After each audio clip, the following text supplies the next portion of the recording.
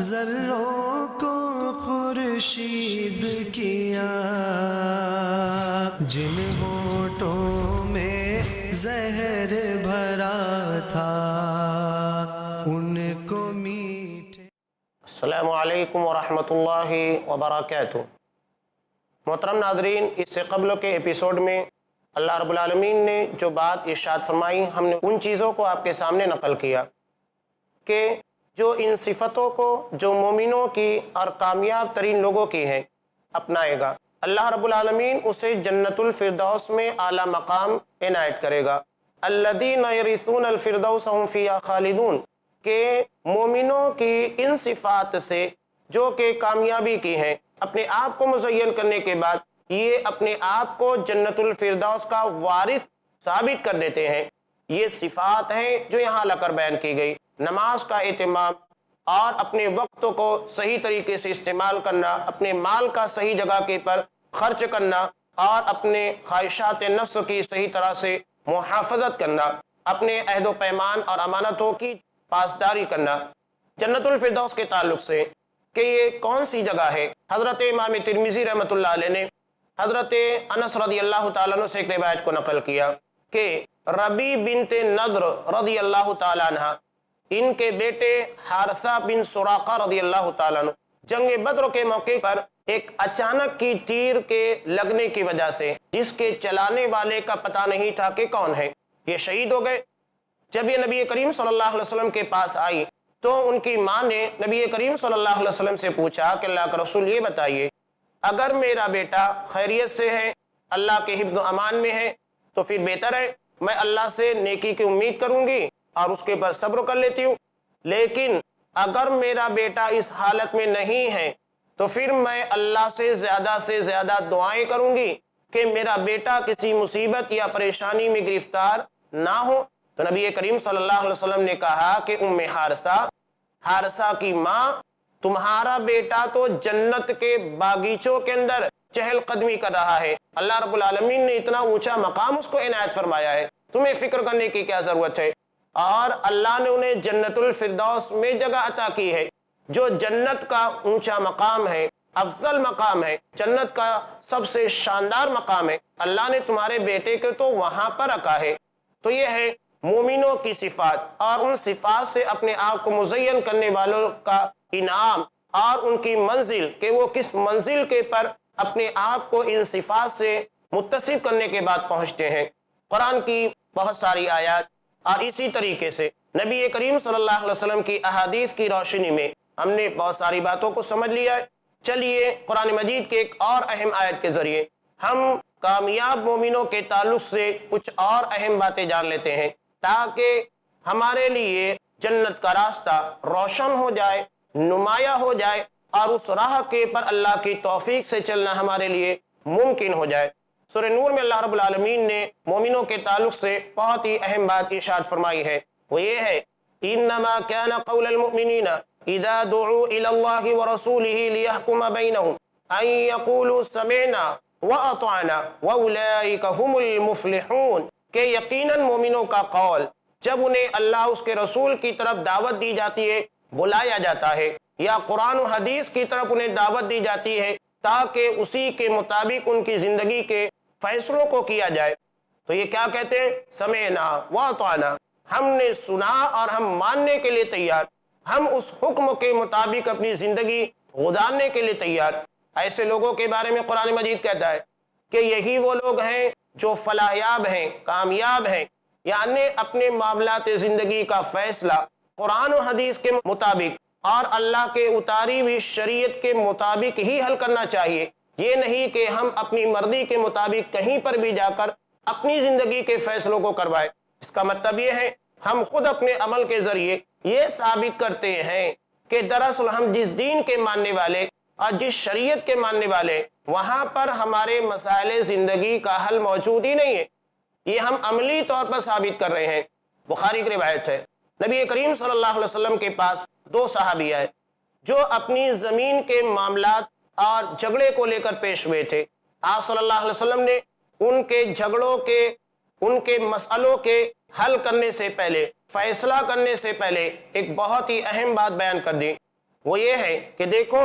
میں بھی ایک انسان ہوں اور تم میں سے لوگ اپنی اپنی باتوں کو، اپنے اپنے مسائل کو، اپنے اپنے اختلافات کو لے کر میرے پاس آتے ہو۔ ایک آدمی جو اپنے معاملات اور اپنے کیس اور اپنے مسئلے کے بارے میں چرب زبان واقع ہوتا ہے، بہترین اور شاندار طریقے سے اپنی بات کو، اپنے دلائل کو منوا لیتا ہے، اب میں ان کی ظاہری دلیلوں کو دیکھنے کے بعد اور اس کی چرب زبانی کی وجہ سے فیصلہ اس کے حق میں کر دیتا ہوں۔ اسے سمجھ لینا چاہیے کہ اس طریقے سے اپنی چرب زبانی اور کمال انداز کی بنیاد کے پر فیصلہ اپنے حق میں منوا کر لے کر جا رہا ہے، حالانکہ وہ اس کے حق میں نہیں ہونا چاہیے، تو ایسا آدمی میرے پاس سے دراصل جہنم کے عذاب کا ایک ٹکڑا لے کر جاتا ہے۔ یہ بات آپ نے بیان کر دی۔ اب دونوں صحابی جو اپنے مسئلے کو، اپنے اختلاف کو لے کر، اپنے کیس کو لے کر نبی کریم صلی اللہ علیہ وسلم کے سامنے پیش ہوئے تھے، دونوں نے کہا کہ اللہ کے رسول، ہم اس زمین کے بارے میں اپنے آپ کو بری قرار دیتے ہیں، یہ زمین میری نہیں ہے، اس لیے کہ انہیں ڈر تھا کہ کہیں دنیا کی اس زمین کی وجہ سے ہم آخرت کے عذاب کا شکار نہ ہو جائے۔ انہیں اللہ کا خوف اتنا زیادہ تھا کہ دنیا کی زمین ملے نہ ملے، دنیا میں اگر ہمارا کچھ کھو جاتا ہے، کچھ لوٹ لیا جاتا ہے، کوئی ہمارا کچھ مار لیتا ہے، یہ ہمارے لیے غم کی بات نہیں ہے۔ اصل بات یہ ہے کہ آخرت کی کامیابی ہمارے ہاتھوں سے نہ نکلنے پائے۔ تو یہ مومنین ہیں جو اپنے فیصلوں کو کسی بھی طریقے سے غلط انداز میں اپنے حق میں بنوانے کی کوشش نہیں کرتے ہیں، بلکہ مومنوں کا انداز تو اس سے جدا ہونا چاہیے۔ اور نبی کریم صلی اللہ علیہ وسلم نے ایسے مومنوں کو جو اس طرح کے اختلافات اور اپنے معاملات زندگی کے اندر نرم رویہ رکھتے ہیں، ان لوگوں کے تعلق سے بہت ہی پیاری بات ارشاد فرمائی ہے جو اس حدیث کے اندر موجود ہے۔ وعن ابی امامۃ الباہلی رضی اللہ تعالیٰ عنہ قال قال رسول اللہ صلی اللہ علیہ وسلم انا زعیم ببیت فی ربض الجنہ لمن ترک المراء وان کان محقا وببیت فی وسط الجنہ لمن ترک الکذب وان کان مازحا وببیت فی اعلی الجنہ لمن حسن خلقا، رواہ ابو داؤد فی کتاب الادب۔ اس روایت کو حضرت امام ابو داؤد رحمۃ اللہ علیہ جہاں ادب کا چیپٹر قائم کیا ہے، وہاں حضرت ابو امامہ الباہلی رضی اللہ تعالیٰ عنہ سے روایت کیا، کہتے ہیں کہ نبی کریم صلی اللہ علیہ وسلم نے ارشاد فرمایا کہ میں ضمانت دیتا ہوں، میں گارنٹی دیتا ہوں۔ یہ نبی کی زبان سے ضمانت اور گارنٹی کے الفاظ نکل رہے ہیں، اور نبی جب بولتا ہے تو یہ اپنی مرضی سے نہیں۔ قرآن کہتا ہے وما ينطق عن الهوى، میرا نبی اپنی مرضی سے کوئی بات نہیں کہتا ہے، ان هو الا وحی یوحی، اس کی زبان کے پر کلام ربانی رب العالمین کے فرامین جاری ہوتے ہیں۔ تو یہ رب کے حکم سے نبی کہہ رہا ہے کہ انا زعیم ببیت فی ربض الجنہ، کہ میں جنت کے اطراف کے علاقوں کی ضمانت دیتا ہوں کہ اللہ اس آدمی کو جنت کے کناروں کا حصہ دینے والا ہے، لمن ترک المراء وان کان محقا، کہ جو جھگڑا اس وجہ سے چھوڑ دے گرچہ وہ حق کے پر ہے کہ اللہ اس کو جنت کے اطراف کی جگہ دے گا، تو یقیناً حق کے پر اگر کوئی آدمی ہوتے ہوئے اپنے حق سے دستبرداری اختیار کر لیتا ہے، چاہے وہ پڑوسی کے ساتھ، بھائی کے ساتھ، کسی رشتہ دار کے ساتھ، یہ تو انسانی زندگی کے اندر لگا رہتا ہے۔ اور جہاں پر کھیتی باڑیاں ہوتی ہیں وہاں پر منڈیروں کے پر، سرحدوں کے پر آدمی ایک دوسرے سے اختلافات کرتا ہے کہ یہ زمین میری ہے، یہ میری باؤنڈری میں، یہ میری سرحد کے اندر آتا ہے، یہ اختلافات ہوتے رہتے ہیں۔ ان اختلافات کا حل سب سے بڑا یہ ہے کہ آدمی نبی کی اس ضمانت کو اختیار کر لے۔ نبی ضمانت دے رہا ہے، تم دنیا کی زمین کو، دنیا کے اختلافات کو چھوڑ دو، جنت تمہارے انتظار میں، اللہ تمہیں جنت میں جگہ دے گا۔ اب بتائیے کہ اس فانی دنیا کے مقابلے میں جنت کی کیا اہمیت ہے؟ آدمی اس فانی دنیا کو لے کر کیا کرے گا؟ جب تک جی رہا ہے لے کر رہے گا، اور اگر مر جائے تو اس کے ورثہ کے ہاتھوں میں چلا جاتا ہے، اس کے پاس رہتا کیا ہے؟ اس کے بعد بھی ایک اور اہم بات یہاں یہ آتی ہے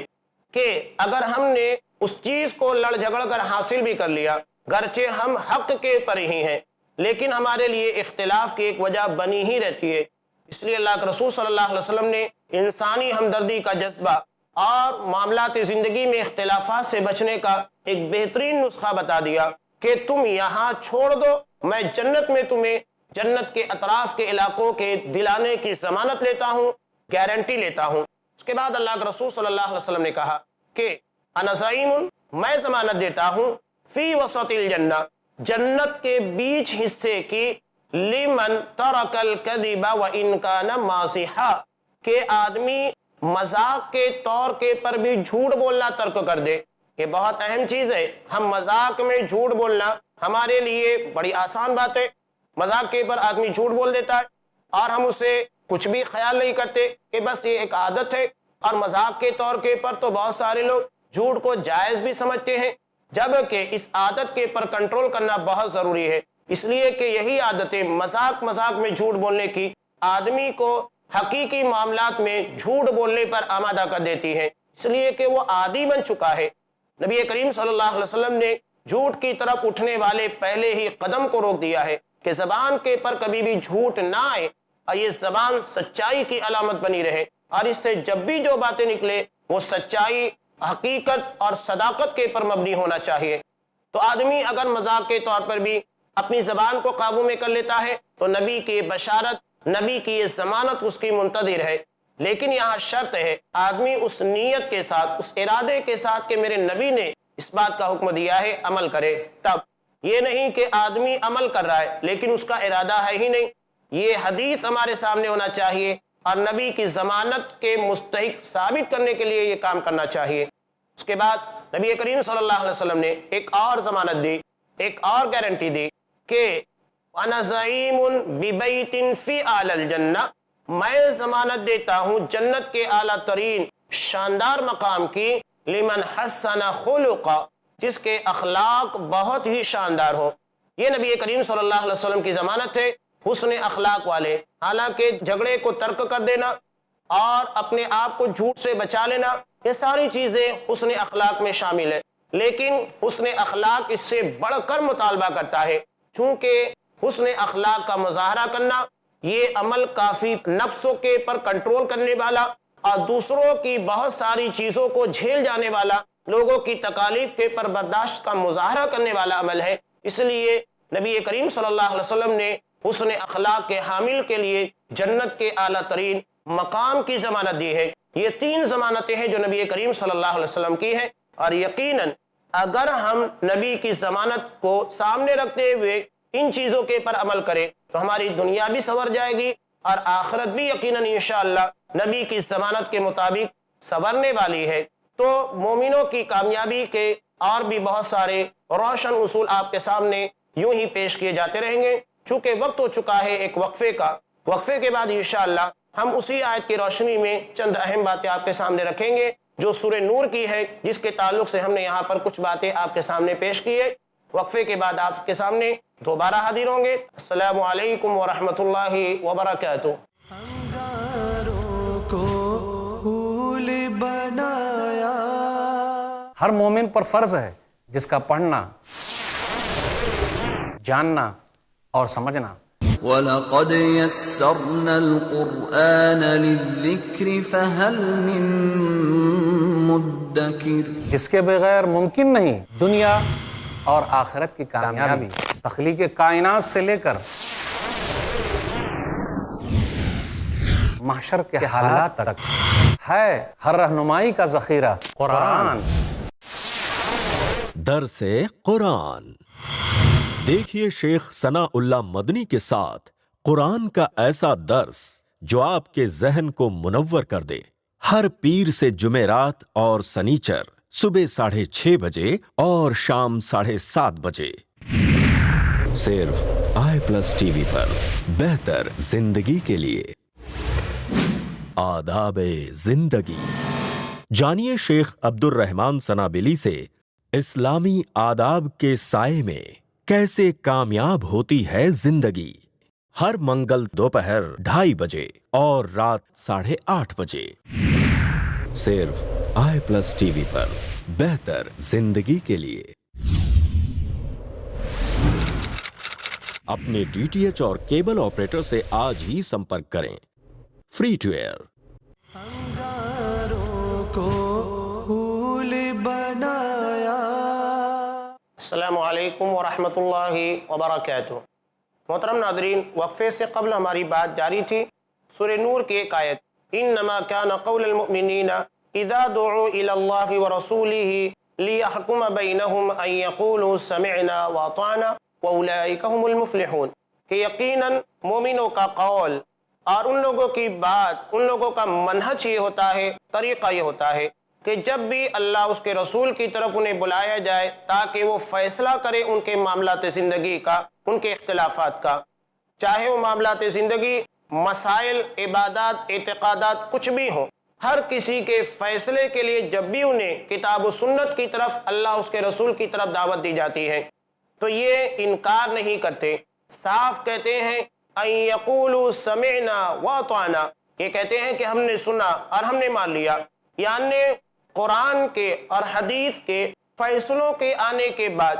اللہ اس کے رسول کے فرمان کے آ جانے کے بعد اب ان لوگوں کے سامنے کوئی راستہ بچتا ہی نہیں ہے اور یہ کسی کی طرف نگاہ اٹھا کر دیکھتے بھی نہیں ہیں۔ قرآن مجید دوسری جگہ کہتا ہے وَمَا كَانَ لِمُؤْمِنٍ وَلَا مُؤْمِنَةٍ إِذَا قَضَى اللَّهُ وَرَسُولُهُ أَمْرًا أَن يَكُونَ لَهُمُ الْخِيَرَةُ مِنْ أَمْرِهِمْ، کہ کسی بھی مومن مرد یا کسی بھی مومنہ عورت کے لیے یہ اتھارٹی نہیں ہے، یہ اجازت، یہ پرمیشن نہیں ہے کہ اگر اللہ اس کے رسول اس کے معاملات زندگی کے اندر فیصلہ کر دے تو یہ اپنی مرضی کو، اپنے اختیار کو چلانے کی کوشش کریں۔ اللہ اس کے رسول کا فیصلہ سب سے بہتر فیصلہ ہوا کرتا ہے۔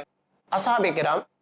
اگر ہم ان کی زندگیوں کے اندر دیکھیں، جنہیں رضی اللہ عنہم ورضوا عنہ، اللہ ان سے راضی، وہ اللہ سے راضی، یہ خطاب بڑا عظیم خطاب ہے، اس لیے کہ کمال یہ نہیں ہے کہ آپ کسی سے راضی ہو جائیں، کسی سے خوش ہو جائے، کمال یہ ہے کہ کوئی آپ سے خوش ہو جائے، آپ سے راضی ہو جائے، یہ کمال ہے، اور رب جس سے راضی ہو جائے اس سے بڑی نعمت کچھ بھی نہیں ہو سکتی ہے، اس لیے کہ وہ ظاہر اور باطن ہر چیز کو جاننے والا ہے۔ تو اللہ رب العالمین ان سے راضی ہوا۔ کیوں راضی ہوا؟ اس کی وجہ یہ تھی کہ انہوں نے کسی بھی موڑ کے پر اللہ اس کے رسول کے فیصلے کو ٹھکرانا گوارا نہیں کیا، یہاں تک کہ ایسی ایسی جگہ کے پر نبی کے حکم کی فرما برداری کی جو عام انسانوں کے لیے ایک عجیب و غریب واقعے کی حیثیت رکھتا ہے۔ شراب کے بارے میں حکم نازل ہوا، آپ کو معلوم ہے جیسا کہ تفاصیل گزر چکی ہے، اصحاب کرام نے اپنے منہ میں لگی ہوئی شراب کو چھوڑ دیا اور مٹکے توڑ کر شراب کو مدینہ کی گلیوں کے اندر بہا دیا گیا۔ عورتوں کے بارے میں جب پردے کا حکم نازل ہوا، حضرت عائشہ صدیقہ رضی اللہ تعالیٰ عنہ فرماتی ہیں ایسا لگتا تھا کہ انصار کی عورتوں کے سروں کے پر کوے بیٹھے ہوئے ہیں، یعنی کالے لباس میں ملبوس، حجاب میں، برقعے کے اندر ملبوس ہو کر یہ اپنے گھروں کے باہر نکلا کرتی تھی۔ یہ اللہ کے حکم کی تابعداری کی ایک مثال ہے جو مسلمان عورتوں نے پیش کی۔ اور اس کے بعد اللہ رب العالمین نے حکم نازل کیا قبلے کو تبدیل کر دینے کا۔ 17 مہینے تک نبی کریم صلی اللہ علیہ وسلم جب مدینہ آئے اس انداز سے نماز پڑھ رہے تھے کہ قبلہ آپ کے سامنے بیت المقدس تھا، آپ بیت اللہ الحرام کو، مسجد حرام کو اپنا قبلہ نہیں بنائے ہوئے تھے، جبکہ مکہ کے اندر رہتے ہوئے آپ کے لیے آسانی تھی کہ اس انداز میں آپ نماز ادا کرتے تھے کہ آپ کے سامنے مسجد حرام، کعبۃ اللہ اور بیت المقدس دونوں ہو جائے۔ لیکن مدینہ جانے کے بعد یہ ممکن نہیں رہا، اس لیے کہ دونوں الگ الگ سمتوں میں الگ الگ رخ کے پر واقع ہیں۔ 17 مہینے تک نبی کریم صلی اللہ علیہ وسلم بیت المقدس کی جانب قبلہ کر کے منہ کر کے نماز ادا کرتے رہے۔ اللہ رب العالمین کا حکم نازل ہو گیا قد نرى تقلب وجهك في السماء فلنولينك قبلة ترضاها فولي وجهك شطر المسجد الحرام، کہ ہم نے آپ کے بار بار اٹھتے ہوئے چہرے کو جو آسمان کی طرف اٹھ رہے تھے اس امید کے پر کہ آپ کی چاہت کے مطابق قبلے کو تبدیل کر دیا جائے، ہم نے آپ کی خواہش کے مطابق قبلے کو تبدیل کر دیا ہے۔ اب آپ اپنا چہرہ نماز میں مسجد حرام کی جانب کر لیجئے۔ یہ نبی کی بھی خواہش تھی اور اس خواہش کو اللہ رب العالمین نے قرآن مجید کے حکم کی شکل میں نازل کر دیا۔ اب یہ ہوا ایک مسجد ہے جسے مسجد قبلتین کہا جاتا ہے، اس کی وجہ یہ ہے کہ اس مسجد میں مسلمانوں نے ایک ہی نماز کو بیت المقدس، اور جب انہیں معلوم ہو گیا کہ مسجد حرام کی طرف قبلہ کر دیا گیا ہے، نماز کی حالت میں ہی وہ نبی کے حکم کے سننے کے بعد بیت المقدس سے پھر کر مسجد حرام کی طرف اپنے چہرے کو کر لیا، اسی لیے اسے مسجد قبلتین کہا جاتا ہے، یعنی ایک ہی مسجد میں دو قبلوں کی طرف منہ کر کے ادا کی گئی نماز والی مسجد۔ تو یہ اصحاب کرام کا انداز عمل تھا، انداز اطاعت تھا اور انداز سمعنا و اطعنا تھا، سننے کے بعد نبی کے فرمان کے پر عمل کرنے کا جذبہ۔ حضرت عبداللہ بن مسعود رضی اللہ تعالیٰ عنہ، ان کے تعلق سے حضرت امام ابو داؤد رحمۃ اللہ علیہ نے ایک روایت کو نقل کیا کتاب الصلاۃ کے اندر، جس کے راوی حضرت جابر رضی اللہ تعالیٰ عنہ ہیں۔ کہتے ہیں کہ اللہ کے رسول صلی اللہ علیہ وسلم ایک مرتبہ نماز جمعہ کے وقت ممبر کے پر تشریف لائے خطبہ دینے کے لیے۔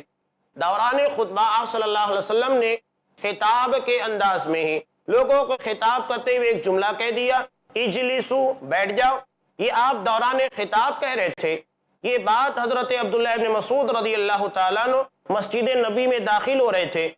اور داخل ہوتے ہوئے چوکھٹ کے پر ہی تھے دروازے کی کہ یہ لفظ آپ نے سن لیا، یہ حکم سن لیا۔ انہوں نے یہ نہیں دیکھا کہ نبی کس سے خطاب کر کے کہہ رہے ہیں، نبی کریم صلی اللہ علیہ وسلم کس سے مخاطب ہیں اور یہ حکم کنہیں دیا جا رہا ہے۔ فوراً اسی جگہ کے پر مسجد نبی کے دروازے کے پر بیٹھ گئے۔ نبی کریم صلی اللہ علیہ وسلم نے جب بعد میں دیکھا کہ حضرت عبداللہ ابن مسعود رضی اللہ تعالیٰ عنہ یہ مسجد نبوی کے دروازے کے پر ہی بیٹھے ہوئے، تو آپ صلی اللہ علیہ وسلم نے کہا، تعال یا عبداللہ ابن مسعود، عبداللہ ابن مسعود اندر آ جاؤ، وہاں کیوں بیٹھے ہو؟ تب یہ وہاں سے اٹھ کر آئے۔ تو یہ تھا اصحاب کرام کا انداز اطاعت و فرما برداری، اور اسی جذبے کے تعلق سے قرآن مجید کہتا ہے کہ مومنوں کا قول، مومنوں کا منہج، مومنوں کا طریقہ یہ ہونا چاہیے کہ جب بھی انہیں قرآن و حدیث کی طرف، اللہ اس کے رسول کے فرمان کی طرف بلایا جائے، فوراً سمعنا و اطعنا کہیں۔ اس کے برخلاف یہودیوں کا، منافقوں کا عمل بالکل الگ تھا۔ نبی کریم صلی اللہ علیہ وسلم جب مدینہ آئے، مدینہ آنے کے بعد یہ فیصلہ ہوا تھا کہ یہودیوں میں بھی اگر کوئی اختلاف ہوگا اس کا فیصلہ نبی کریم صلی اللہ علیہ وسلم ہی کریں گے۔ چنانچہ یہودی بھی آیا کرتے تھے آپ کے پاس فیصلہ کرانے، منافقین بھی آیا کرتے تھے، لیکن کب؟ جب انہیں لگتا تھا کہ فیصلہ ہمارے حق میں ہی نکلے گا، اور منافقوں کی بھی یہی روش تھی، اگر انہیں لگتا کہ فیصلہ ہمارے حق میں ہو سکتا ہے تو نبی کریم صلی اللہ علیہ وسلم کے پاس آتے، اور اگر انہیں لگتا کہ نہیں، قرآن و حدیث کی روشنی میں، نبی کی سنت کے مطابق، اللہ کے قانون کے مطابق یہ فیصلہ ہمارے حق میں نہیں ہوگا، تو نبی کریم صلی اللہ علیہ وسلم کے پاس فیصلہ کرانے نہیں جاتے تھے، بلکہ کسی اور سے فیصلہ کرانے کی کوشش کرتے۔ یہ ان کی منافقت کی کھلی دلیل تھی کہ مرضی کے مطابق ہے تو نبی کے پاس جاؤ، اور مرضی کے مطابق نہیں ہے تو نبی کے مخالف کے پاس پہنچ جاؤ۔ یہ طریقہ ہے، یہ مسلمانیت نہیں ہے، اور نہ ہی ایسا اسلام اللہ رب العالمین کو پسند ہے، بلکہ وہ چاہتا ہے زندگی کے ہر موڑ کے پر، ہر معاملے کے اندر، ہر اختلاف میں اللہ کے رسول صلی اللہ علیہ وسلم کی اتاری ہوئی شریعت کے مطابق فیصلہ ہو۔ اگر ایسا نہیں ہوتا ہے تو رب العالمین نے بہت سخت حکم دیا اور کہا سورہ نساء میں، فَلَا وَرَبِّكَ لَا يُؤْمِنُونَ حَتَّى يُحَكِّمُوكَ فِي مَا شَجَرَ بَيْنَهُمْ، تیرے رب کی قسم وہ مومن نہیں ہے جو اپنے اختلافات اور اپنے معاملات زندگی میں کوئی مسئلہ پیدا ہو جائے تو آپ کو اپنا فیصل، اپنا جج تسلیم نہ کرے۔ اس آیت کے آ جانے کے بعد جس میں اللہ رب العالمین نے اپنی ذات کی قسم کھائی ہے، ذات کی قسم کھانے کا مطلب ہی یہی ہے کہ رسول جو کچھ بھی فیصلہ کرتا ہے وہ اللہ رب العالمین کا فیصلہ ہوتا ہے، یعنی نبی کی بات کو ٹھکرانے کا سیدھا مطلب اللہ رب العالمین کی بات کو رد کرنا ہے۔ جیسا کہ دوسری روایت میں اس بات کو اللہ کے رسول صلی اللہ علیہ وسلم نے کچھ اس انداز میں وعدے کیا کہ میری مثال ایسی ہے کہ ایک بادشاہ نے بہت عالیشان محل تعمیر کیا، محل تعمیر کرنے کے بعد اس نے ایک سفیر متعین کیا کہ وہ لوگوں کو اس محل میں آنے کی دعوت دے، جس میں شاندار قسم کا دسترخوان لوگوں کے کھانے کے لیے سجایا گیا ہے۔ اب یہ سفیر لوگوں کو دعوت دینے کے لیے نکلتا ہے۔ اب جو اس سفیر کی، اس ہرکارے کی بات کو مانے گا وہ محل میں داخل ہوگا اور وہاں کی نعمتوں سے لطف اندوز ہوگا، دسترخوان کے مزے اڑائے گا، اور جو اس سفیر کی، اس ہرکارے کی بات کو نہیں مانے گا یہ بادشاہ کا بھی مجرم ہوگا، اس لیے کہ وہ سفیر، وہ ہرکارہ، وہ پیغمبر اللہ کے حکم سے وہاں پر آیا ہے۔ یہی مثال میری ہے کہ اللہ رب العالمین نے عالیشان جنت کو تیار کیا اور اس میں نعمتوں کو بھر دیا، اور اس نعمت کی طرف، اس جنت کی طرف دعوت دینے کے لیے مجھے تم لوگوں کی طرف مبعوث کیا ہے۔ سارے انبیاء کو اس دنیا کے اندر اسی مقصد کے لیے بھیجا۔ اب اگر کوئی شخص میری بات کو نہیں مانتا ہے، نبیوں کی بات کو نہیں مانتا ہے، اس کا بالکل واضح اور سیدھا مطلب یہ ہے کہ وہ اللہ کی بات نہیں مانتا ہے۔ اب نتیجہ کیا ہوگا اللہ کی بات کے نہ ماننے کا؟ یہ آدمی جنت میں بھی داخل نہیں ہوگا، اور اس کے علاوہ جنت میں جب داخل نہیں ہوگا تو جنت کی نعمتیں اسے کہاں ملنے والی ہے؟ اور یہ اللہ کا مجرم بھی بن جائے گا جس نے اللہ کے پیغمبر اللہ کے رسول کی بات کو نہیں مانا۔ یہی بات ہے، اور اسی اہمیت کے پیش نظر اللہ رب العالمین نے اپنی ذات کی قسم کھائی، یعنی جو لوگ نبی کے جج ہونے کو، نبی کے فیصل ہونے کے معاملے کو قبول نہیں کرتے ہیں، دراصل رب العالمین کے فیصلے کو ٹھکرا رہے ہیں۔ اسی لیے اللہ رب العالمین نے کہا فَلَا وَرَبِّكَ لَا يُؤْمِنُونَ حَتَّى يُحَكِّمُوكَ فِي مَا شَجَرَ بَيْنَهُمْ، تیرے رب کی قسم وہ مومن نہیں ہو سکتے ہیں جب تک کہ وہ اپنے اختلافات کو، اپنے جھگڑے کو